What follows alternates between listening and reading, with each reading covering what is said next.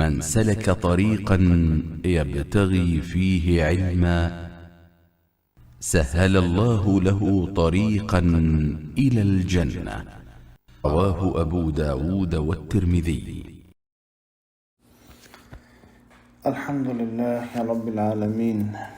الحمد لله الذي أعظم علينا المنة بأن أدركنا شهر البركة والرحمة، فكانت نفوسنا بالصلاة والصيام والقيام مطمئنة، وفرض علينا الصوم ليكون حصنا لنا وجنة، وأغلق أبواب النار في هذا الشهر وفتح أبواب الجنة.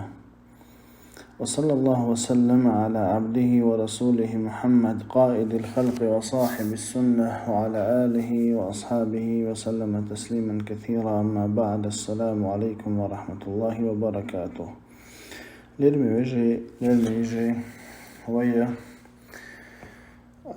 تخنا دوتسا حوردو مرخي بطاحة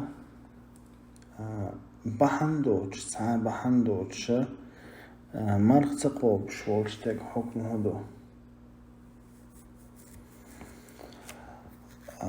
مرخي بطاحة ساعة شرع قوبل بيركز لويوش مرخ تقابر إذا دقيش قنو شخدو إذا دقيق قنو شخلها ابن حجر الهيثمي الزواجر على دقيق قنو شخلها سندويش لرجيني شخصوبوخ. الكبيرة 40 و41 بعد 100 ترك الصوم يوم من أيام رمضان والإفطار فيه بجماع أو غيره بغير عذر من نحو مرض أو سفر.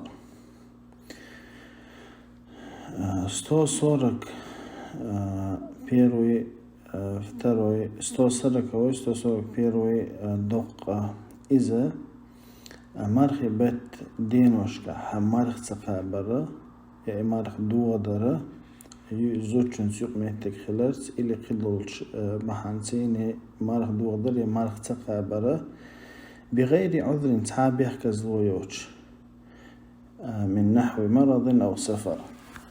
تونغش خلا يا نوقع خلا تابيح كزلويوش يتسقابر إذا دقيش قنوش عندون بو حافظ ابن حجر الهيثمي الزواجر شرح إشتا دقو علم نيخا فتوى شتو تحقع.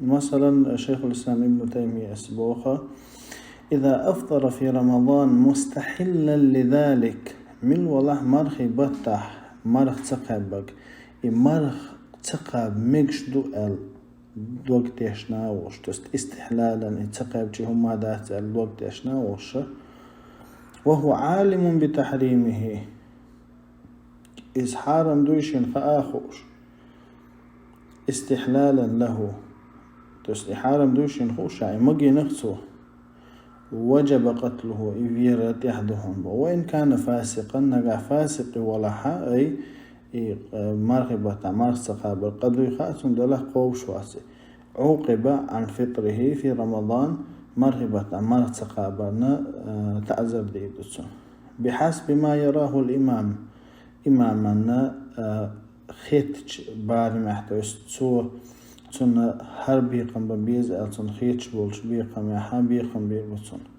وإن كان جاهلا أما جاهل ولا أي مرغبة تحا مرغ تقوبش عميكش دوتسي تخاتون عرف بذلك تون دوزي تردباخ إذا مجموع الفتاوى تشوهالتو إشتا علم نيخافة واشا دقودو تحقع إذا دقيش قنوش خلال حقع. ولو قبل دوش تكودو مرخي بطحة مرخة تقوبش عشو تقى إذا دقلت وشلر تو توب ددي شلر الله يرزوي شلر أقا دين وشسو يغدي قديش شلر إدون خاديش دك. هذا والله أعلم، وصلى الله وسلم على نبينا محمد وعلى آله وصحبه وسلم.